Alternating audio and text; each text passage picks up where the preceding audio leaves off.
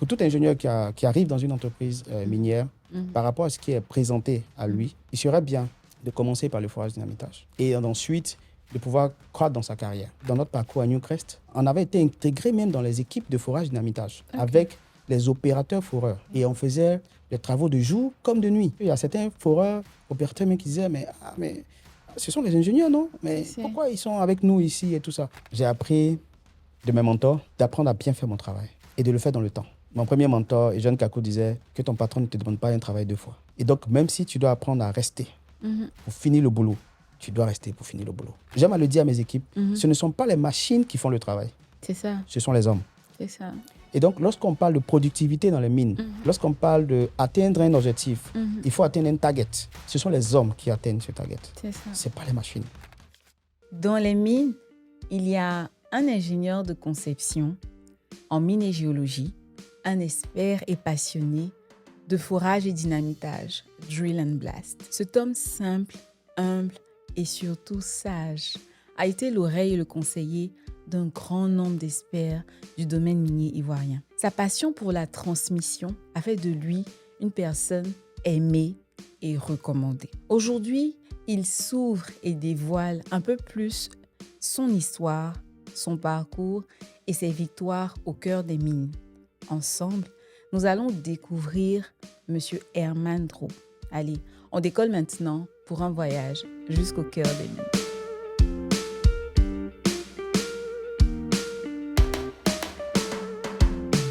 Osika Mongondo, comment tu vas? Très bien, grâce à Dieu. Ça va, merci. Dieu merci. Ça fait combien de jours que tu es là? Je suis arrivé à Abidjan, ça fait un peu plus d'une semaine. On va dire 10 jours que je suis à Abidjan. D'accord, et ça va, ça se passe bien? Très bien, grâce à Dieu. Super. Bien, grâce à Dieu. Alors, aujourd'hui, je suis mon invité. J'ai eu d'autres invités avant toi et comme je t'avais expliqué, c'est un podcast, une plateforme en fait, pour pouvoir partager nos expériences, tu vois, pour une plateforme de transmission à la jeune génération, mais aussi au grand public pour faire connaître les mines et puis parler de ce qu'on a vécu pour que les autres puissent en apprendre, puissent en tirer des leçons et puis voir comment eux-mêmes s'orienter et puis s'améliorer. D'accord. Donc aujourd'hui, voilà, on va te laisser parler de toi, de ton expérience. Je vais te poser quelques questions. Ça va, hein? Oui, ça va. D'accord, donc tu vas commencer par te présenter, dire qui tu es, un peu ton parcours et puis voilà. D'accord. Donc, bonsoir, Marie-Laure. Bonsoir. C'est un honneur, un plaisir d'être là. Merci. Merci pour l'invitation. Donc, je suis Herman Dro. OK. Ingénieur de mine de formation, sorti de l'Institut Polytechnique, Félix Houphouët-Boigny de Yamoussoukro. Et j'ai 15 ans de carrière dans les mines aujourd'hui. Wow. Et donc, travaillé en Côte d'Ivoire pendant 7 ans. OK. Et là, ça fait 8 ans que je suis maintenant de la Côte d'Ivoire au Sénégal. 8 ans. 8 ans. Wow. Et que je travaille au Sénégal avec une société minière. Et aujourd'hui, en tant que directeur de projet minier avec eux. Félicitations. Merci beaucoup. Et ça fait 8 ans que tu es en expatriation et c'est quand même long. Comment tu gères la famille? Oui, je dois avouer que ce n'est pas facile. J'imagine. Ce n'est pas facile. Aujourd'hui, marié à 13 ans de mariage. Félicitations. Merci beaucoup. Avec 4 belles filles. Waouh. Donc, la dernière a 7 mois. Ah, donc c'est récent là? Oui, c'est récent. Elle a 7 mois depuis avant-hier. Donc, effectivement, ce n'est pas facile. On a dû, par la grâce de Dieu, établir des principes avec mon épouse afin de gérer la distance. Voilà. La rotation du travail qui était un peu lourde a réduit un peu après. Et donc, on essaie de gérer et maximiser vraiment le temps que nous passons ensemble lorsque je suis en repos en Côte d'Ivoire avec la famille et dans l'éducation des enfants avec elle. Mais je dois avouer que ce n'est pas facile. Je comprends. Et qu'est-ce que tu dirais justement pour les personnes qui veulent intégrer, qui vont entrer dans le domaine des mines, sur l'importance du choix du conjoint?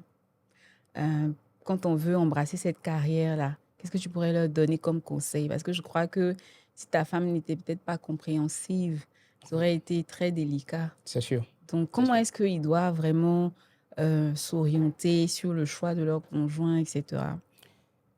Euh, je dirais tout d'abord, c'est une grâce. Ok, oui, c'est vrai, la grâce Oui, de Dieu. c'est une grâce d'avoir une épouse compréhensive, comme tu l'as dit.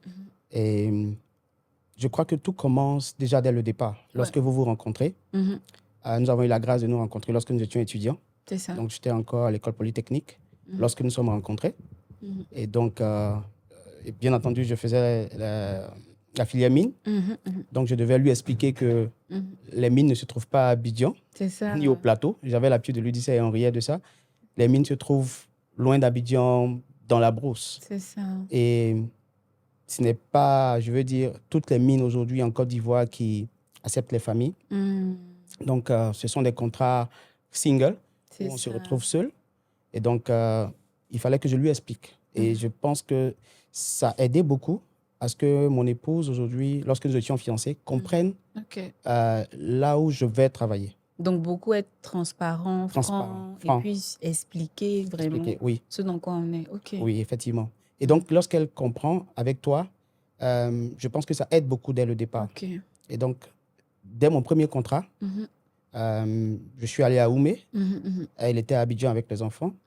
Et donc, là, j'ai passé 4 ans là-bas, où je faisais des rotations, venir trouver la famille à Abidjan et tout ça. Donc, c'était déjà, je veux dire, connu dès le mois que les choses se passeraient ainsi. Donc, être transparent avec son épouse pour qu'elle puisse accompagner. Voilà, elle doit accompagner dans ce processus-là. N'étant pas à la maison en tant que chef de famille, elle sait qu'elle doit porter aussi ce fardeau dans l'éducation des enfants. Et voilà, assurer quand tu n'es pas là. Mais en tant qu'homme, être sûr que lorsque tu es là aussi, tu joues ton rôle d'homme. Et que tu prennes toute la place pour jouer ton rôle d'homme afin qu'elle puisse aussi se reposer. Voilà, donc on essaie quand même d'être équilibré sur ce plan-là. Et par la grâce de Dieu, ça marche bien depuis 13 ans. Et en tout cas, félicitations. Merci et beaucoup. Tu as parlé des rotations qui, au départ, étaient plutôt lourdes et aujourd'hui, se sont un peu, on va dire, allégées. C'était quoi les premières rotations et aujourd'hui, c'est quoi? Et surtout, comment quelqu'un qui veut rentrer doit se préparer psychologiquement par rapport à ça? En Côte d'Ivoire, j'avais une rotation on va dire, de 10 jours pour 5 jours de repos, 5 jours de travail sur site, et je sortais pour 5 jours. Après, toujours en Côte d'Ivoire, j'ai eu 14 jours, 2 semaines, pour une semaine de repos. Mais lorsque je suis allé au Sénégal, j'ai commencé avec une rotation de 9 semaines. Wow. 9 semaines, c'est quoi, 63 jours. Et souvent, on partait dans 10 semaines à cause des besoins du travail. Donc, on te retenait pour 10 semaines pour finir un projet. C'est pratiquement un mois. Je dirais même 2. Ouais. 2 mois, quelques jours, un peu plus de 2 mois. Voilà. Et là, on était sur site, seul, et je rentrais pour 3 semaines de repos. Voilà. Donc, effectivement, Ah oui, c'est vrai, 2 mois pour 1 mois. Oui. Et donc, c'était la première fois, donc c'était assez lourd pour moi de laisser la famille pendant 2 mois et puis de gérer tout à distance. Et qui dit mine, comme je l'ai dit tout à l'heure, parle de brousse, parle de régions et très éloignées. Et donc, souvent, il n'y a pas de réseau. On peut se trouver toute une journée ou 2 jours sans réseau téléphonique, sans WhatsApp pour appeler la famille, et donc sans nouvelles de la famille. Et donc, souvent, c'était difficile de rester là 2 mois sans voir les enfants, sans voir mon épouse. Mais par la grâce de Dieu, voilà, on a essayé de gérer cette situation jusqu'à ce qu'on passe aujourd'hui à 7 semaines. À 7 semaines de travail pour les mêmes 3 semaines de repos. Donc, 2 semaines qu'on ne fait plus sur site. C'est ça, c'est super. C'est ça. Et quand c'était difficile, comment tu te remontais le moral, en fait? Quel était, voilà, psychologiquement, comment tu arrivais à tenir? Je peux dire, je m'appuyais sur ma foi chrétienne. Parce que j'avais la conviction aussi que c'était le chemin du Seigneur, d'être là au Sénégal, là où je suis aujourd'hui. Et donc, m'appuyer sur ma foi chrétienne. Deuxièmement, continuer à être franc avec mon épouse. Ne pas lui cacher que c'est difficile pour moi. Parce qu'il n'y a pas à jouer l'homme qui connaît tout. Être vulnérable, merci. L'homme qui connaît tout et qui supporte tout. Lui avouer qu'on est vulnérable aussi. Et par rapport à ça, on peut se soutenir. Voilà. Donc, elle était très compréhensive. Et on avait nos petits, je vais appeler ça des rituels, des petits rituels de famille, où je devais parler aux enfants. À telle heure, lorsque je rentre, les enfants doivent être disponibles pour que je puisse leur parler sur WhatsApp, faire des vidéos. Et avec elle aussi, avoir notre temps d'intimité au téléphone, où on parle de la famille, où elle me fait un peu le point de ce qui se passe à la maison, à son boulot. Et moi aussi qui partage avec elle les difficultés du travail, comme aussi les succès au travail. Et donc, ça aidait beaucoup. Et ça continue d'aider. D'accord. Donc, il y avait vraiment une routine qui était établie, ou qui est établie même, pour vous permettre d'être tout le temps. Oui, il faut établir une routine. Il faut établir une routine parce que s'il n'y a pas de routine et que c'est juste comme ça, spontanément, on se lève, aujourd'hui j'appelle madame, aujourd'hui j'appelle les enfants, ça peut être compliqué. Et là, les enfants peuvent être déconnectés de toi et toi-même déconnecté de ta famille. Les enfants savent qu'ils doivent parler à papa aujourd'hui à 20h30. Là, donc, ils finissent de manger, ils finissent de réviser un peu leur leçon et ils savent que c'est le temps avec papa. Et donc, on parle et on discute. Ils me parlent de leur journée et tout ça à chaque jour. Et Dieu permet que ça marche jusqu'à aujourd'hui. Super. Alors, tu es ingénieur des mines de formation. Oui. Comment ton histoire avec les mines débute? Est-ce que tu as vraiment toujours voulu être ingénieur des mines? Comment ça a commencé, cette histoire avec les mines? Je peux dire que j'ai toujours voulu faire les sciences. OK. On va dire ça comme ça. Donc, après le bac, j'avais deux options, entrer à l'INPHB ou faire médecine. OK. Parce que j'aimais les sciences. Et donc, disons que les résultats de l'INPHB sont sortis avant les résultats de l'université. C'est ça, un peu comme moi, je voulais faire tronc commun pour aller commun, faire chirurgie. donc j'ai choisi de rejoindre l'INPHB et dans la filière géologie. Voilà. Et là, j'étais en filière d'EIT. OK. Voilà. Donc, je devais faire 3 années. D'accord. Et donc, à la fin des 3 années, il y avait ce qu'on appelait le concours pour passer aussi en classe d'ingénieur. Ah, en fait, toi, tu as fait DUT à la base et après, tu as fait le cycle ingénieur. OK, oui. d'accord. Voilà. Donc, en 2003, je suis entré à l'INP pour un DUT. OK. Et après, par la grâce de Dieu, j'ai pu continuer en cycle ingénieur. OK, super. Voilà. Donc, on a pris les 3 meilleurs. D'accord. Et nous sommes allés en classe d'ingénieur. Ah. Voilà. Donc, du coup, lorsqu'on faisait la géologie et lorsqu'on a eu le concours pour passer en classe d'ingénieur, il y avait la filière pétrole et la filière mine. Et donc, nous avons opté pour la filière mine. OK. Voilà. Mais en DUT, tu avais fait quoi? Alors, c'était la géologie. Ah, c'était OK. technicien supérieur en mine et géologie. OK, Voilà. d'accord. OK. Donc, après le cycle de UT, on avait la possibilité pour l'ingénierie d'aller en pétrole ou en mine et carrière. Et toi, tu as choisi mine et Mine et carrière. carrière. D'accord. Et ça n'a pas été facile parce qu'on sortait, je dirais, d'une période où il y avait seulement, je crois, 2 mines en Côte d'Ivoire qui fonctionnaient. Il y avait la mine d'Iti et en son temps, il y avait aussi la mine de Clough à Yaouré, qui est aujourd'hui opérée par Perseus. Et donc, la mine d'Aboisseau à Fema, je crois, avait fermé. Et donc, il n'y avait pas beaucoup de perspectives pour les miniers. Okay. Nos dévanciers, nos aînés avaient, je peux dire, shifté. Ils avaient changé de... Pour aller dans le pétrole. Voilà, pour aller dans le pétrole. D'autres sont allés faire informatique. Donc, c'était un peu stressant pour nous qui sortions parce que après la 5e promotion, il n'y a plus eu de miniers jusqu'à nous, la 10e promo. Wow. Voilà. Donc, à l'ESMG, la 5e promotion a eu des étudiants en mine et carrière. Et ensuite, la 6e jusqu'à la 9e étaient que des étudiants en pétrole. Tout, c'était que pétrole. Que pétrole. Et c'était quand même assez compliqué d'envoyer des étudiants en mine parce qu'il n'y avait plus beaucoup de place dans l'industrie minière. Donc, c'est comme ça que lorsque nous sommes sortis, je veux dire, lorsque nous avons opté pour mine et carrière, voilà, on a fait la formation et nous sommes sortis on va dire fin 2009, début 2010, à la fin de la formation. Donc, voilà un peu mon parcours, comment a débuté ma formation et mon choix pour les mines et carrières. Et avant de continuer, je voulais vous dire que vous pouvez écouter l'histoire des mines dont il a parlé à FEMA, Iti et Oumé et Bonicro, dans ma playlist sur les 70 ans d'histoire du domaine minier ivoirien que j'ai parcouru en 30 faits marquants. Voilà. Donc là, maintenant, quand tu finis tes études, comment tu fais pour intégrer une mine? Parce que tu as fini, mais est-ce qu'il y a des opportunités qui se présentent? Les opportunités n'étaient pas présentes. OK. Peu d'opportunités. Mhm. Et c'est là qu'intervient la grâce de Dieu. OK.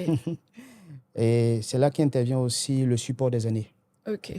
Nous avons un aîné qui nous donnait aussi cours Mhm. en classe d'ingénieur Mhm. et qui était à la mine, ingénieur à la mine de Clough OK. à Yaouré. OK. Et à qui nous avons envoyé nos CV pour dire, bon, nous cherchons des stages Mhm. de fin d'études. Mhm. Et nous avons déposé aussi à Iti, qui était opérant en son temps par la Mancha. Mhm. Et finalement, l'aîné a trouvé 3 places. OK. Voilà, pour nous, et on a pu intégrer la mine de Clough en son temps. C'était fait fin 2009, où nous avons pu faire 6 mois de stage jusqu'en début 2010. Et il a été vraiment d'un support pour nous. Vraiment d'un support pour nous. Nous lui sommes redevables et je peux dire à vie. Parce que cela a ouvert vraiment les portes des mines pour nous, avec la formation et tout.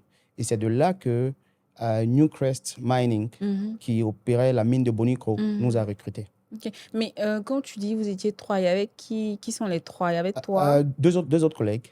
Et tu peux donner ou tu préfères juste... Oh non, je peux donner les noms. Il y a Legedi, Laurent Pierre, Ah, OK. oui, qui est un frère. OK. Et il y a aussi Brouogou Patrick, Patrick, d'accord. oui, qui est un frère aussi. Et nous D'accord. sommes toujours en contact et on se rappellera toujours de cette histoire passée à Clough Gold. D'accord. Donc, toi, ton histoire avec les mines débute par ta formation. Oui, D'abord, ta passion pour la science, pour les sciences, ensuite ta formation, et puis la grâce de Dieu qui intervient au moment où c'est très compliqué, c'est ça. que tu obtiennes un stage et que tu partes après dans une autre mine. C'est ça. Maintenant, je sais que c'est vrai que tu es ingénieur des mines, mais à un moment donné, tu t'es spécialisé dans le drill and blast, dynamitage et explosion. Comment ça commence?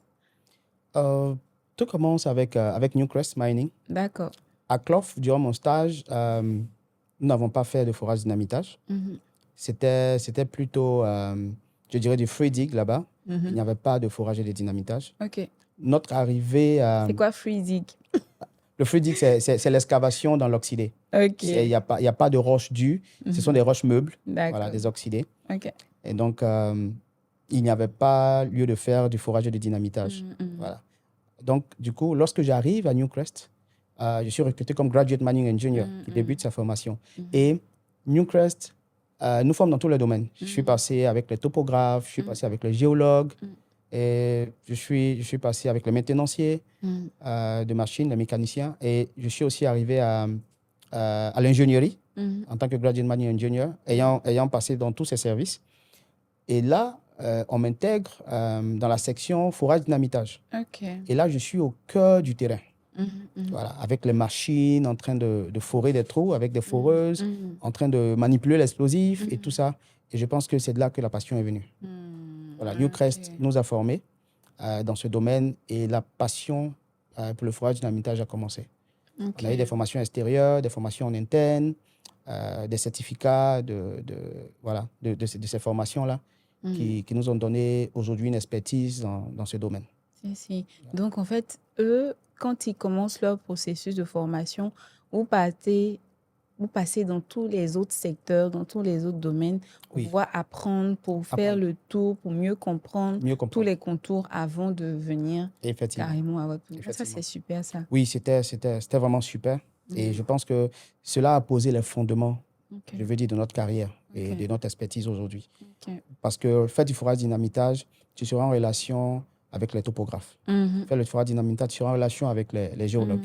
Donc, quand tu arrives à comprendre leurs besoins, et lorsque tu arrives à comprendre aussi le travail du topographe, cela t'aide beaucoup dans ton travail d'ingénieur en forage dynamitage. Et même en planification, parce qu'après, j'ai fait de la planification minière. OK.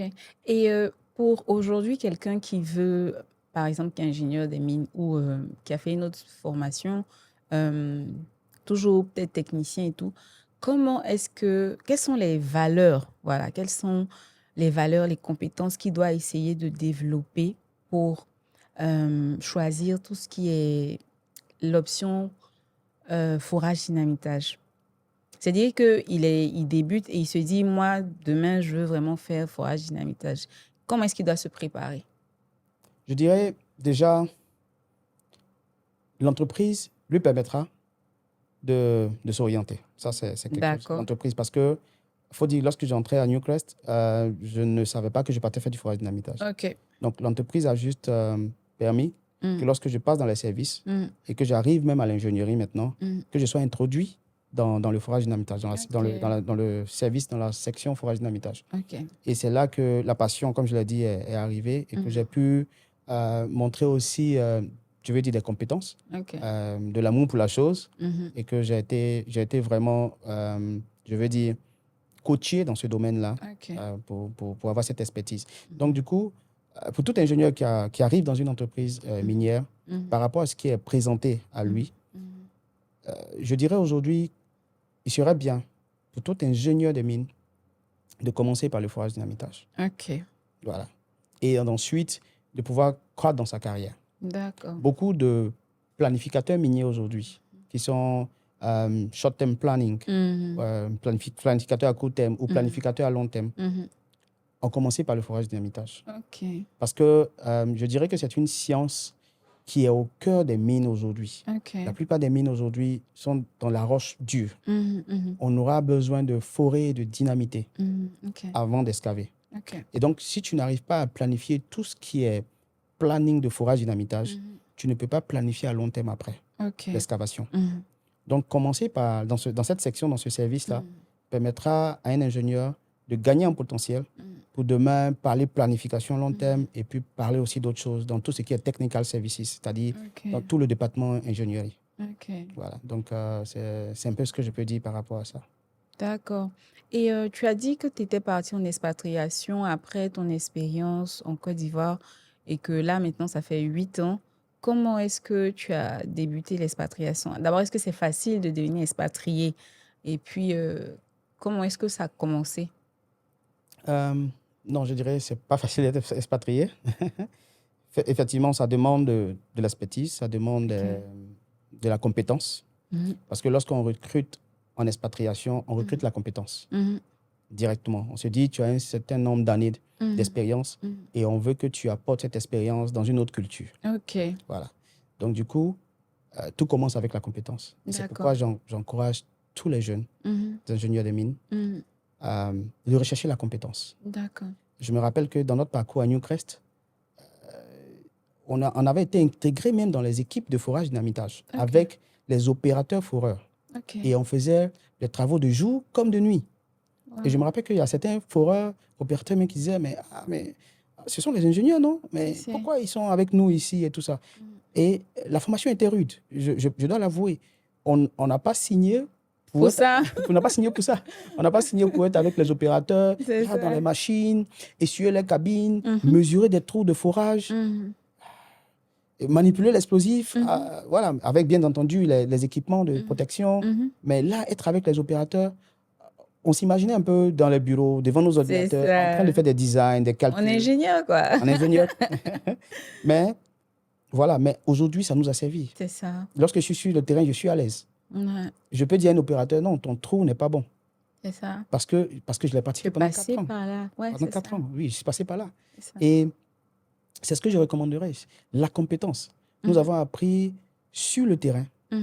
Et donc, revenir après au bureau, en train de faire un design de trou de forage, calculer la quantité d'explosifs à mettre dans un trou, ce n'est plus quelque chose de virtuel pour toi. Tu l'as touché. Et donc, lorsque tu en fais les calculs, le résultat ne vient pas par étonnement. Ça vient par compétence. Et tu sais à quel résultat tu t'attends. Donc, je parlerai de compétences qui doivent être recrutées. Lors de mon entretien pour l'expatriation, effectivement, j'ai eu à leur parler du forage dynamitage parce que c'est pour cette compétence qu'ils m'ont recruté. Pour que je puisse former les jeunes Sénégalais en forage dynamitage et que parce que la mine avait l'une des roches les plus dures que j'ai connues, avec une densité qui touchait je veux dire 3. Ça partait, les roches que j'ai connues avaient des densités de 2,8. Voilà, pour ceux qui savent un peu ce que c'est que la densité d'une roche. Donc, c'était vraiment, vraiment la roche dure. Donc, ça avait besoin de quelqu'un qui avait les compétences. Quelqu'un aussi qui était bilingue. Voilà, qui allait parler avec le management, mais qui allait former aussi des Sénégalais parce que c'est un pays francophone. Et donc, par la grâce de Dieu, notre profil Mhm. les a intéressés. Mhm. Et c'est comme ça que, voilà, nous avons eu la grâce d'être expatriés. Et ça revient encore, hein, le fait de comprendre l'anglais.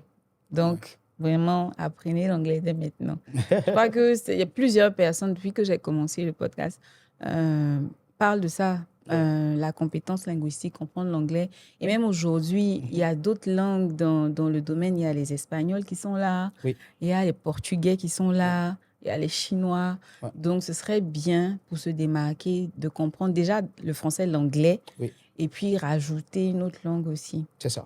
C'est ça. Et quand tu étais au Sénégal, comment ton expérience s'est passée? Est-ce qu'il y a eu des moments difficiles? Et comment tu as géré? Des moments très difficiles. Des moments très difficiles, pour dire vrai, avouer. Très difficiles. Mhm. Vous arrivez dans un nouvel environnement. Ok. Vous arrivez seul. C'est ça. Vous n'êtes pas recruté avec des amis avec lesquels vous avez fait les bancs, Mhm. d'autres ingénieurs avec lesquels vous avez fait la même école. Mhm. J'ai rencontré d'autres ingénieurs, bien entendu, sur le site, Mhm. mais que je ne connaissais pas. Donc, vous arrivez seul. C'est ça. Et donc, l'intégration devient quelque chose d'important. Mhm. Donc, vous devez savoir comment vous intégrer Ok. dans l'entreprise. Et je dirais, cela commence déjà par tes compétences, Mhm. comme je l'ai dit Mhm. tantôt. Il faut qu'ils sachent que tu fais bien ce pourquoi tu as été recruté. C'est ça. Voilà. Tu le fais bien, tu le fais parfaitement. Mhm. Et ensuite, tu dois avoir aussi les soft skills. Ok. Je dirais des compétences intrinsèques, des compétences personnelles. Mhm. Mhm. Et je commencerai par l'honnêteté, Ok. par l'intégrité, Mhm. la courtoisie. Mhm. Ce n'est pas parce qu'on arrive dans un tel environnement qu'on doit montrer qu'on est supérieur à tout le monde. C'est ça. Voilà. On se dit très souvent, non, si je n'arrive pas à montrer que je suis supérieur à tout le monde, je ne veux pas me faire respecter. Mhm. Je dirais qu'il faut être équilibré dans Ok. ces choses. Ok. Il faut aussi montrer de la courtoisie à d'autres collègues. Mhm. Tu as ton domaine de compétences, Mhm. ils ont aussi leur domaine de compétences. Mhm. Et pendant que tu enseignes ce que tu connais, Mhm. tu dois être aussi ouvert à apprendre des C'est autres. ça. Et donc, il y a le respect qui s'installe avec ces différentes cultures. Mhm. Mais comme je l'ai dit, je dois avouer que ce n'a pas été facile. Mhm. Parce que, effectivement, vous allez trouver des gens de tout caractère. De tout C'est ça. caractère. Comme quelqu'un disait, il disait, le travail qu'on fait en lui-même n'est pas difficile, c'est gérer l'être humain avec Oui. ses spécificités-là. C'est ça Oui. qui est le plus difficile, en Je fait. suis d'accord. Je suis d'accord avec cette assertion. Le travail en lui-même n'est pas difficile. Mhm. C'est gérer les personnes avec lesquelles tu travailles, l'environnement dans lequel tu travailles qui rend le travail difficile. Mhm. On peut ne pas avoir les mêmes idées pour atteindre les mêmes objectifs. Mhm. Mais il faut se dire qu'on est une équipe. Ouais. Alors, il faut qu'on travaille dans ce sens. Savoir qu'on veut atteindre les mêmes objectifs, mais on a des idées différentes, nous amène à dire, OK, comment faire converger nos idées pour atteindre l'objectif commun? Mais pas dire, mon idée doit passer à tout prix parce que je crois que je suis le plus intelligent. Non. En ingénieur, on s'est toujours dit, on travaille en équipe. Ok. L'ingénieur ne travaille pas seul. C'est ça. Il travaille avec une équipe d'ingénieurs. C'est ça. Donc, on avait cet état d'esprit pour travailler avec ceux que nous avons trouvés au Sénégal. Mais vous comprendrez que je suis arrivé très jeune C'est ça. au Sénégal et j'avais des collaborateurs, je veux dire, de toute nationalité, des Américains, des C'est Australiens, ça. des Sud-Africains Mhm. et des frères de la sous-région, hein, des Ghanéens et tout ça. Et du coup, qui étaient plus âgés que moi, C'est ça. beaucoup plus âgés que moi. Je dirais sans me tromper que j'étais le plus jeune expatrié Wow. qui arrivait dans la zone. Et donc, du coup, c'était des grands frères, c'était des pères, des aînés. Alors, c'était pas facile la collaboration. C'était pas facile. On avait des gens qui avaient vraiment de très forts caractères, qui voulaient contrôler la réunion, contrôler tout ce qui se passait, briguer votre autorité dans votre département. Et il fallait gérer ça. Il fallait gérer ça non seulement pour s'imposer, pour dire que je sais ce que je suis en train de faire, laissez-moi délivrer le travail pour lequel vous m'avez recruté. Et puis aussi, comme je dis, respecter l'autre. Ok. Parce que vous êtes en entreprise, c'est une entreprise professionnelle qui a aussi des valeurs, qui a aussi une éthique que vous devez respecter. Ok. Et justement, on t'a dit que c'était pas facile. Et moi, je veux savoir, est-ce que tu as déjà vécu, pas forcément au Sénégal, mais dans toute ta carrière, une opposition marquante, quoi, de tes équipes ou bien des gens, peut-être de ta hiérarchie, je sais pas, mais vraiment une opposante marquante qui t'a enseigné, mais vraiment enseigné, te donner de grandes leçons? Je dirais oui. beaucoup de je dirais, de scénarios, d'épisodes de ma vie à l'expatriation. Pas vraiment lorsque j'étais en Côte d'Ivoire, mais beaucoup plus à l'expatriation, parce que c'est là que j'ai beaucoup appris. Je peux dire que c'est là que mon caractère vraiment de professionnel s'est formé. Je le disais tantôt, je partais avec des compétences, mais là-bas, je me suis formé, je dirais, j'ai pu former mon caractère. C'est ça. Mon caractère a pu se déployer aux côtés de toutes ces personnes qui étaient assez difficiles. Comme vous l'avez demandé, deux expériences. Une avec mon équipe, l'équipe que je dirigeais, parce que elle était, je peux dire, sans me tromper, à 95% des personnes qui n'avaient jamais travaillé dans les mines. Donc, le contrat minier de l'entreprise demandait à ce qu'on recrute les locaux dans les communautés. Et donc, 95% de personnes, des nationaux, des personnes qui n'ont pas touché d'explosifs, qui ne savent pas ce que c'est qu'une mine, qui viennent travailler dans cet environnement-là, à qui il faut tout apprendre. Commencer par les mesures sécuritaires et ensuite apprendre même le métier de forage et de dynamitage. Donc, avec eux, ça n'a pas été facile. Il fallait descendre sur le terrain. Et c'est là que l'expérience que j'ai eue avec Newcrest m'a beaucoup aidé. Parce que je connaissais le terrain. Donc, descendre sur le terrain n'était pas une peur pour moi. Aller avec le topographe pour marquer les trous de forage, être avec l'entreprise qui fournissait l'explosif n'était pas chose nouvelle pour moi. Et donc, les calculs sur le terrain, au lieu d'aller au bureau pour leur apprendre le métier, je me trouvais vraiment dans mon environnement. Et donc, j'ai formé ces personnes-là avec un cœur joyeux, parce que j'étais payé pour ça, c'est vrai, mais je le faisais avec joie. Et aujourd'hui, je peux dire, la fierté que j'ai, c'est que j'ai pu avoir aujourd'hui, pour ceux qui connaissent un peu le domaine, 6 shot fire, qui sont des bouts de feu. On les appelle les bouts de feu. Ils ont commencé avec zéro, sans rien, aucune connaissance dans les mines. Et aujourd'hui, ils ont des certificats internationaux qui prouvent qu'ils peuvent exercer dans les mines. Après 8 ans, c'est une fierté. Fierté personnelle, une fierté aussi d'équipe partagée avec eux. Mais ça n'a pas été facile, comme je le disais. Parce qu'arrivé à un moment donné, après 2-3 ans, tu commences à avoir, je veux dire, des personnes qui pensent qu'elles connaissent maintenant et qui ne te respectent plus. Tu donnes des instructions et on trouve que tu es expatrié, pourquoi pas rentrer dans ton pays parce qu'il faut que tu leur laisses la place. On a vécu ça. Ce n'était pas méchant. Je veux dire, de leur part, en tant que tel, mais il l'exprimait peut-être mal. Un expatrié vient le temps où il rentre. Voilà. Nous savions qu'on ne partait pas pour rester totalement là-bas. Mais souvent, ça fait mal. Quand on a ce genre de position, on se dit qu'on a quand même construit une relation avec ces personnes-là qui reconnaissent qu'elles ont été formées par vous. Et donc, entretenir cette relation-là, celle qu'on attendait, ce qu'on attendait, mais ça ne venait pas toujours. Et ça créait des oppositions. Mais par la grâce de Dieu, on a pu gérer cette tempête. On a pu gérer cette tempête. Et voilà. La deuxième, rapidement, c'est avec la hiérarchie. Je dirais avec un responsable qui était, je dirais, à un palier au-dessus de moi, qui voulait tout s'accaparer. Il voulait être le responsable de tous les services. Or, sa position ne lui donnait pas ça, ne lui permettait pas ça. Donc, du coup, il parlait dans toutes les réunions à tous les chefs de service. Dès que tu prends la parole, que tu parles des activités journalières, quotidiennes, il passe son temps à dire « Non, je ne suis pas d'accord, parce que voici. » Et un autre chef de service parle, il dit « Non, il n'est pas d'accord. » Et donc, il commençait à un peu agacer tous les responsables pour dire « Écoute, tu n'es pas monsieur, je connais tout. Laisse-nous nous exprimer, on sait ce qui se passe dans nos départements, dans nos services. » C'est ça. Et avec lui, ça a été compliqué. À la limite, il injuriait les gens pendant les réunions parce qu'il se disait que voilà, on était sans expérience, parce qu'on était jeunes, on était sans expérience. Et donc, ça a été des moments difficiles. Vous savez, il arrivait des moments où, lorsqu'on est en réunion du matin à 6h30 par là, parce qu'ils sont des personnes, il était australien, qui se réveillent très tôt. Il peut aller voir ton équipe de nuit, causer avec eux, prendre toutes les informations qui doivent te revenir et venir avec ces informations en réunion. Comme s'il maîtrise ton département que toi. Waouh! Mais, comme je le disais, ça m'a aidé à forger mon caractère. C'est ça. Parce que je me suis dit, j'avais établi des principes, des règles de travail avec mon équipe, mais parce qu'il le faisait, que je me sentais gêné et un peu offensé par ses actions. Je me suis dit, Herman, tu dois changer ta manière de faire. C'est ça. Tu dois travailler plus durement. C'est ça. Et j'ai commencé à établir des règles avec mon équipe de nuit. Il a dit, je veux des rapports à 1h du matin. Je veux des rapports à 3h. Et lorsque je me réveille à 4h, 4h30, je veux un autre rapport. C'est ça. Et donc, que je vais utiliser parce que je vais être prêt pour ma réunion de 6h30. C'est ça. Mais j'avoue que ça a été très épuisant. Vous comprenez? Wow.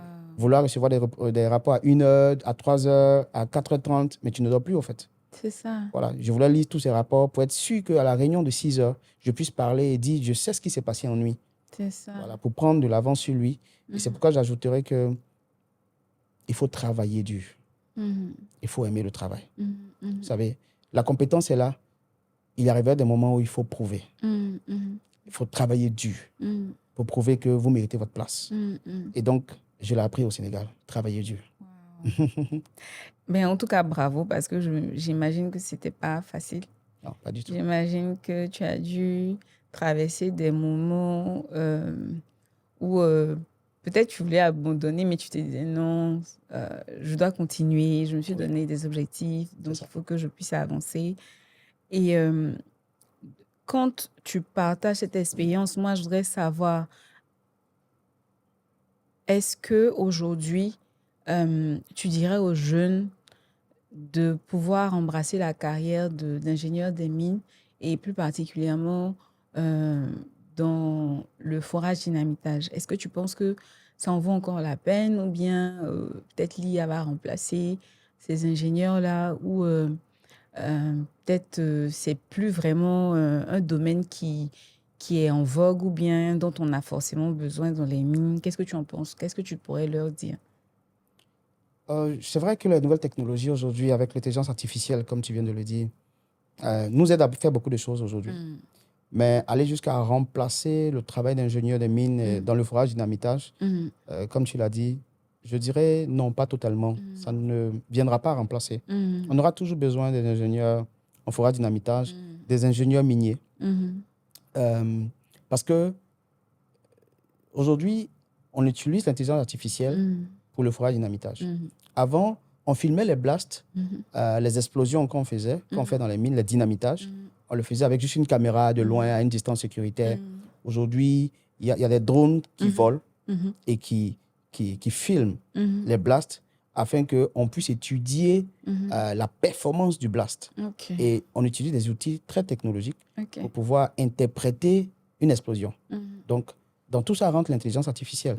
Donc, le métier commence à être innové. Il y a de l'innovation dans le métier. Donc, je pense qu'on devrait plus embrasser, être à jour de ces nouvelles technologies-là pour que sur le marché de l'emploi, on soit toujours prêt. Voilà. Donc, il ne faudrait pas dire non, je n'encouragerai pas aujourd'hui une carrière dans les mines.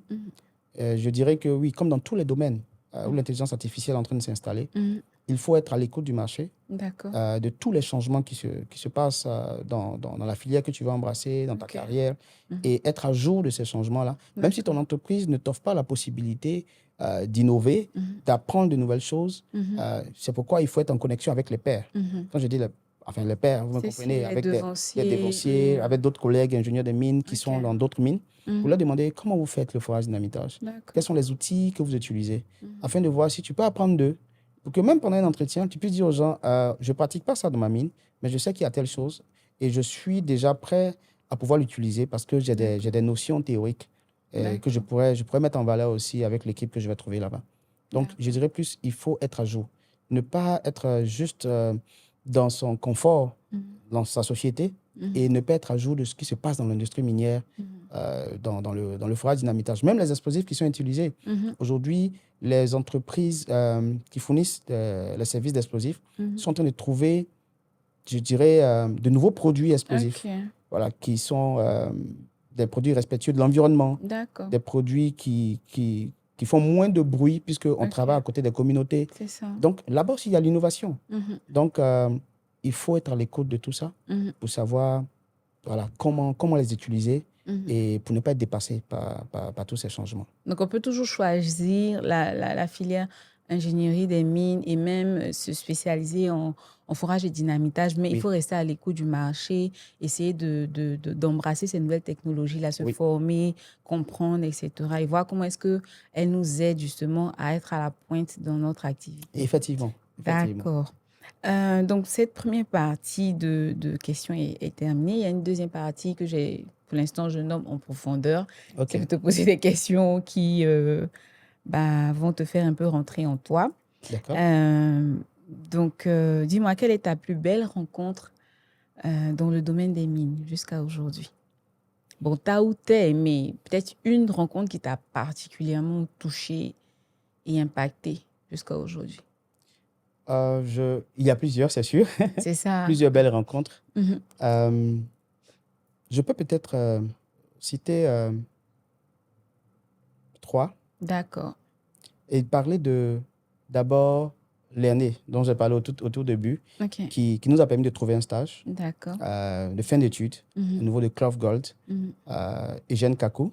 OK. Je pense que tout ingénieur des mines ivoiriens Je connais. le connaît.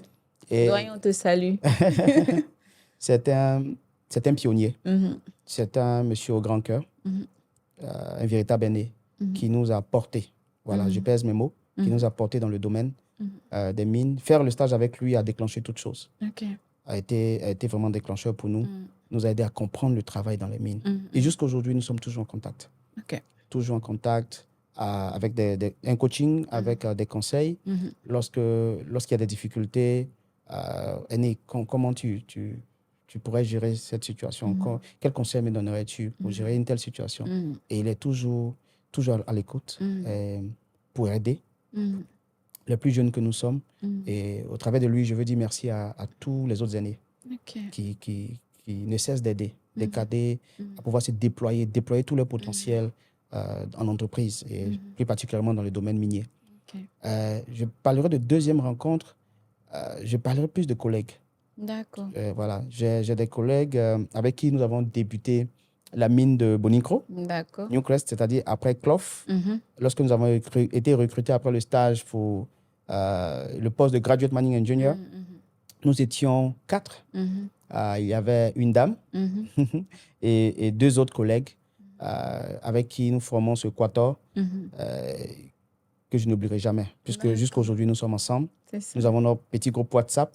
C'est ça. Nous avons été les graduates du moment OK. et on a partagé de belles expériences. Mhm. Et donc, je voudrais saluer ici Patrick, Mhm. je voudrais saluer Miché, OK. je voudrais saluer Efoi. Ils ont été des merveilleux compagnons, ils continuent de l'être. Mhm. Jusqu'à aujourd'hui, il suffit juste d'envoyer dans le groupe WhatsApp, je suis face à tel projet. Mhm. Est-ce que vous avez fait ce projet-là dans vos mines où vous êtes? Mhm. Et tout de suite, ils te répondent. Ils t'envoient un document, on partage des documents afin de pouvoir s'aider à exécuter les projets auxquels on fait face dans nos différentes mines. OK. C'est vraiment une famille aujourd'hui. Donc, ça a été une très belle rencontre avec eux. Mhm. En dernier, je parlerai de Nick Spicer. OK. Peut-être il tombera sur cette vidéo. Nick Spicer, qui a été notre premier, je vais dire, responsable d'ingénierie OK. au niveau de Newcrest Mining. Il était le directeur de l'ingénierie Mhm. et il a été d'un support pour nous. Mhm. C'est-à-dire coacher des jeunes Ivoiriens, mettre sous sa coupole, les former jusqu'à aujourd'hui, qui continuent de prendre de nos nouvelles, qui nous voient grandir et qui à chaque fois nous demandent comment ça va, comment vous vous voyez dans 2 ans, dans 3 ans, qui nous félicitent lorsqu'ils voient notre progression dans les mines. Lorsque j'ai été promu directeur de projet, il m'a tout de suite écrit, il m'a dit « Waouh, félicitations Eman, je savais que tu allais y arriver et tu le mérites. » Vous savez, il y a ces gens d'encouragement qui font du bien et de savoir que des gens vous aiment, ils comptent sur vous et vous donnent vraiment ce punch-là dont vous avez besoin pour continuer votre carrière. Voilà. D'accord. Quelle est ta plus grande fierté aujourd'hui? Ma plus grande fierté dans les mines, Mhm. est celle dont je parlais tout à l'heure au Sénégal. Ça a Ah été un réel oui. défi. OK. Lorsque j'avais une équipe, c'est vrai que l'équipe s'est un peu réduite aujourd'hui. Mhm. J'ai commencé avec une équipe de 95 personnes que je dirigeais. Mhm. 95 personnes et j'avais pratiquement 80 à 85 d'entre elles qui étaient vraiment novices dans les mines. Mhm. Jamais touché de machine, jamais entré dans un site minier, connaissaient aucune règle de sécurité minière Mhm. et de surcroît jamais touché d'explosifs. Mhm. Et là, On devait commencer la mine en septembre 2017 avec le premier tir, le premier dynamitage. Je les recrute C'était dans le mois de juillet, je pense, et je dois les former pour qu'on soit capable de pouvoir tirer dans le mois de septembre. Wow. Donc, c'était des cours en un point fini sur le terrain et dans les salles de formation. C'est quoi l'explosif? Quelles sont les mesures de sécurité à prendre en compte, etc. Il fallait s'assurer qu'ils savent calculer, qu'ils savent réfléchir aussi. C'est de donner des exercices pour dire, je peux me trouver sur le terrain à tel, comment je réagis. Et aujourd'hui, lorsque je les vois tous certifiés, où je peux aujourd'hui, en tant que directeur de projet, être assis au bureau, et les voir diriger la mine et faire tous ces dynamitages, je dis merci Seigneur. Ouais. C'est une fierté d'avoir pu aider ces frères de la sous-région sénégalais qui aujourd'hui peuvent brandir des certificats. Parce que lorsque la mine de Mako commençait, on était la deuxième mine au Sénégal. C'est ça. Et il y avait seulement, dans tout le Sénégal, un seul shot fire, un seul opérateur certifié pour faire les tirs sénégalais. Les autres étaient des expatriés. Et aujourd'hui, la mine de Mako... La deuxième mine d'or, c'est ça, non? Oui, la deuxième mine d'or de Mako, qui est la mine de Mako, a pu former aujourd'hui 6 bouts de feu. 6 bouts de feu, Wow. certifiés dans tout le Sénégal. C'est une fierté. Impressionnant. Et bravo. Merci, merci. Et quel est le meilleur conseil que tu as reçu en début de carrière et qui t'a aidé et guidé jusqu'à aujourd'hui? J'ai appris de mes mentors d'apprendre à bien faire mon travail. OK. Et de le faire dans le temps. Mon premier mentor, Eugène Kakou, disait que ton patron ne te demande pas un travail 2 fois. Wow. Et donc, même si tu dois apprendre à rester pour finir le boulot, tu dois rester pour finir le boulot. Wow. Je me rappelle, et s'il m'entend, il saura que je dis la vérité. Il ne partait pas manger à midi. Après le petit déjeuner, il restait au boulot sans aller manger à midi, sans prendre le lunch, jusqu'au soir. Il aimait boire de l'eau avec des glaçons à midi pour finir son travail. Wow. Et il nous avait appris ça. Je me rappelle quand on était stagiaire, il nous faisait venir chez lui à la maison, au camp minier de Clof, pour continuer à nous former et nous donner des exercices à faire. OK. Et pendant qu'on faisait les exercices, il disait, oh, OK, les jeunes, j'arrive. Il rentrait se coucher. Et il nous laissait travailler pour finir l'exercice jusqu'à 23h minuit. Wow. Et lorsqu'on finissait, on l'attendait. On dit, mais on essaie de l'appeler, ça ne passe plus. Et après, il y avait un vigile qui surveillait les maisons au camp, qui venait après, parce qu'il lui avait laissé un testo. Il venait leur dire, il est minuit. Monsieur Kakou dit, vous pouvez rentrer. Donc, au début, on dit, mais pourquoi il nous fait ça? Mais on avait compris avec lui qu'il fallait faire le travail, quelle que soit l'heure. C'est ça. Ça m'a aidé dans ma carrière. Abnégation. Abnégation. À se donner à fond pour le boulot. Ça m'a beaucoup aidé dans ma carrière, et surtout en expatriation. Ouais. Parce que lorsqu'on me demandait un boulot et que je le rendais dans le temps, mon patron m'a dit, Emmanuel, est-ce que tu dors? C'est ça.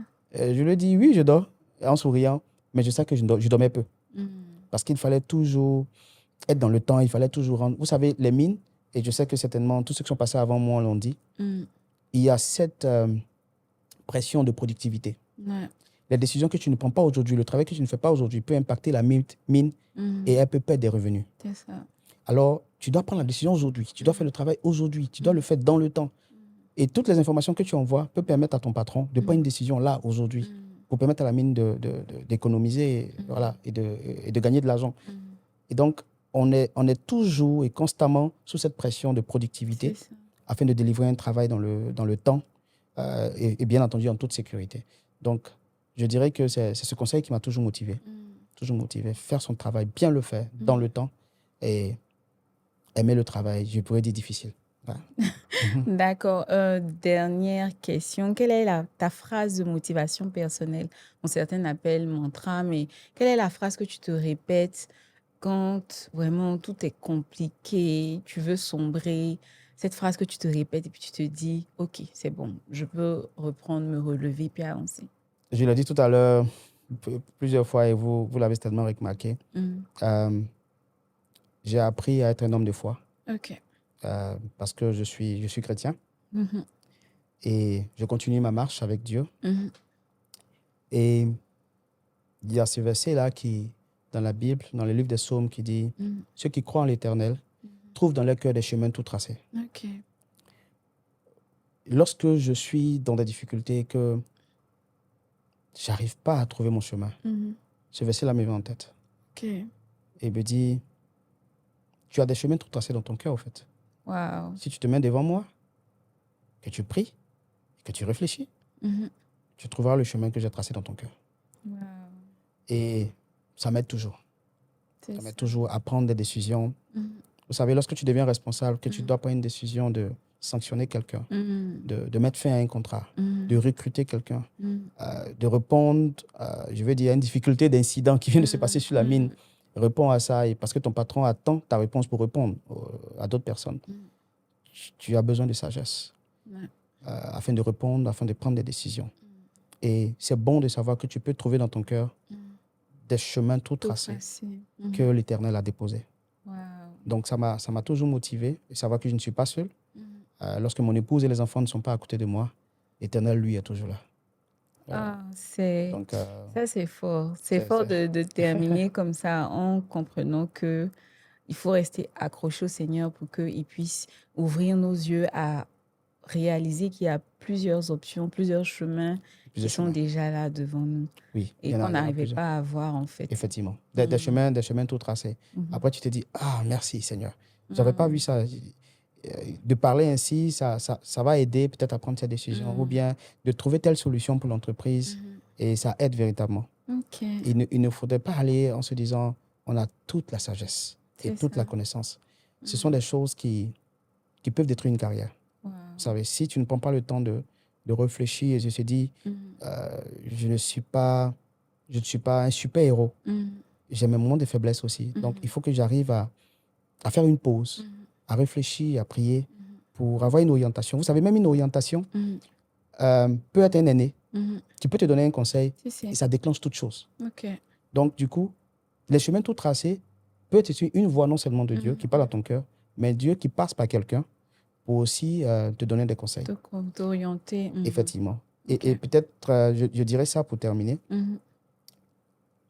J'ai appris cette citation d'un auteur inconnu qui dit « Lorsque vous montez aussi au sommet, ce n'est pas seulement pour que le monde vous regarde, mais c'est pour que vous ayez la possibilité de voir le monde.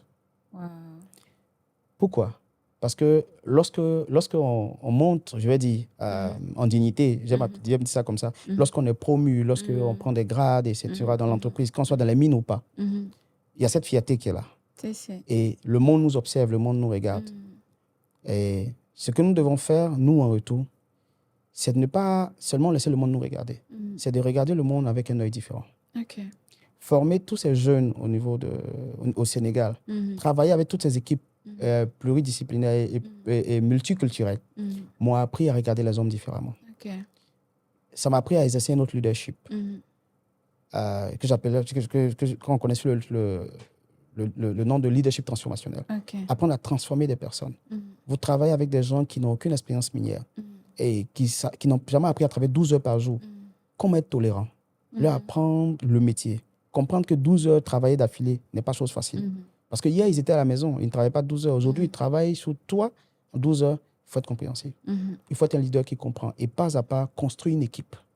Donc, du coup, lorsque tu arrives au sommet, regarde les gens avec un œil différent. Un œil d'amour, un œil de compréhension, un œil qui veut apporter, donner et pas toujours sanctionner. Et cela crée beaucoup de différences dans les équipes. Waouh, ça c'est... Je voulais te demander ton mot de fin, mais je ne sais pas si ça c'est ton mot de fin parce que ça c'est fort, comme on dit. Et je ne sais pas si tu as un autre mot de fin, mais... Oh, c'est surtout ça que je voulais dire. Les hommes sont au cœur du métier des mines. D'accord. Les hommes. J'aime à le dire à mes équipes, ce ne sont pas les machines qui font le travail. C'est ça. Ce sont les hommes. C'est ça. Et donc, lorsqu'on parle de productivité dans les mines, lorsqu'on parle d'atteindre un objectif, il faut atteindre un target.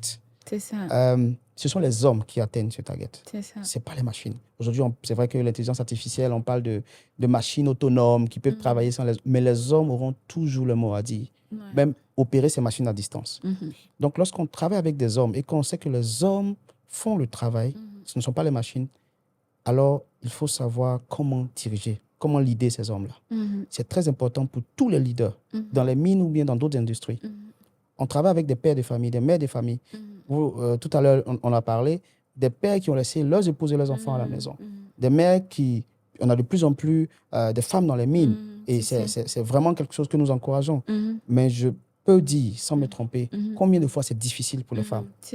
J'ai cette collègue-là, vous savez, je travaille au Sénégal et vous savez, au Sénégal, c'est la polygamie. Et donc, une collègue qui était deuxième épouse et son mari lui disait tu vas arrêter de travailler. Parce que ta coépouse se plaint de toi. Effectivement, on rentrait après 12 heures de travail. Je peux imaginer la fatigue. Je peux imaginer le stress.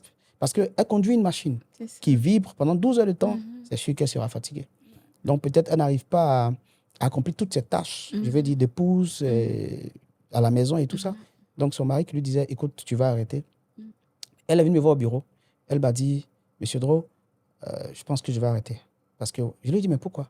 Elle m'explique que, bon, voici la difficulté avec son mari. Et comme je l'ai dit tout à l'heure, lorsque tu poses la question à Dieu, tu trouves des chemins tout tracés. C'est ça. J'ai dit, mais qu'est-ce que je peux faire? Et là, me vient à l'esprit de trouver le temps pour aller parler à son mari. Waouh! C'est pourquoi je parle de leadership autrement. Il n'y a pas beaucoup de patrons qui font ça. Et donc, Dieu me permet de trouver du temps, de prendre ma voiture, d'aller dans la ville qui est à côté de la mine, de rencontrer son mari, d'échanger avec lui. Je pense qu'il était déjà touché du fait que le patron de sa femme se déplace pour venir le rencontrer. Vraiment. Et puis après, on échange et lui dit, j'ai cru comprendre, ou bien je comprends, de parce que vous avez échangé avec votre épouse, le fait qu'elle démissionne. Mais je voudrais vous dire quelque chose avant qu'elle ne parte. Je suis fier d'elle. Je suis fier du travail qu'elle fait. Je suis fier, en tant que femme, ce qu'elle arrive à faire dans l'équipe, ce qu'elle apporte à l'équipe. Aujourd'hui, si elle part, je perdrai, je dirais, une main forte dans l'équipe et l'équipe ne sera plus la même. Je pense que si vous lui donnez une chance, elle peut essayer de corriger ce qui ne va pas. Et moi, de mon côté, en tant que son responsable, j'essaierai de voir les horaires de travail pour lui permettre aussi de pouvoir répondre à ses besoins de femme dans la maison. Et parce que aussi, c'est un besoin. Je suis aussi un père de famille, je suis un homme marié. Et donc, j'ai échangé avec lui ainsi. Et j'ai dit donc, je vous laisse réfléchir. Je peux vous assurer qu'il a changé de décision. Et qu'elle travaille toujours avec nous. Ça a été aussi l'une de mes fiertés parce que il était surpris du fait que ton patron même s'est déplacé. Mais vraiment, même moi, j'allais être trop surprise. Et donc, c'est-à-dire que c'est quelqu'un que tu es respecté dans l'entreprise, ma femme. C'est ça. Et donc, ça a créé un lien fort entre son époux, elle et moi. Sur WhatsApp, on cause. Voilà. Souvent, ils me font des petits cadeaux pour que je rentre en famille avec. Souvent, je leur amène aussi de la tchéké et tout ça, de la Côte d'Ivoire. Je pense que en entreprise, on peut aller au-delà du travail. Au-delà de... On est là pour des résultats, point. Les hommes sont au cœur du métier. Et il faut avoir de la compassion pour eux. Il faut les comprendre. Et lorsque tu as pu élever une telle équipe, cette équipe a confiance en toi. Tu peux tout leur demander. Ils te rapporteront le ciel. Donc, quel leader, quel homme sage. Alors, donc, Herman, merci beaucoup. Merci là, tu as fini. Ton mot de fin, c'est cette histoire impactante. Là c'est parfait. Merci de ton temps. Merci d'avoir pris vraiment dans ton temps précieux pour venir partager ton expérience, ta connaissance, ta sagesse avec moi et puis avec mon public, mes abonnés. Et je crois vraiment que des jeunes pourront écouter ce parcours, s'en inspirer pour s'orienter et puis comprendre. Je vais terminer avec ce que tu as dit. Comprendre que c'est vrai, on peut être ingénieur, on peut être X, Y, Z, mais ne pas oublier qu'on va travailler avant tout avec l'humain et qu'il faudrait être un leader qui inspire, qui impacte pour que ça reste pendant longtemps. C'est sûr. Voilà, et que ça nous suive, que ce témoignage nous suive partout pendant qu'on sera au sommet. C'est sûr. En tout cas, merci beaucoup, Herman. C'est moi qui te remercie. Alors, c'est vraiment gentil. Merci pour l'invitation. Et voilà, je souhaite plein succès à cette émission. Merci. Et voilà, je souhaite aussi, je dirais, un bon parcours à tous ceux qui nous suivent, qui sont dans les mines. Voilà, je pense qu'ils ne se sont pas trompés. L'industrie minière offre beaucoup de possibilités. Et je pense qu'ils ils ont leur place dans l'industrie minière. D'accord, super. Alors, merci à tous ceux qui ont suivi. Comme vous, hein, moi, j'ai appris énormément aujourd'hui de cette histoire, de ce parcours inspirant de Herman Droz et de voir que c'est un homme sage, c'est un leader vraiment hein, qui influence positivement son environnement. Merci. Merci de continuer à vous abonner, à liker, à partager. Et on se dit à bientôt pour un autre épisode jusqu'au cœur des mines. Et d'ici là, je vous dis happy day, happy mining. Bye bye.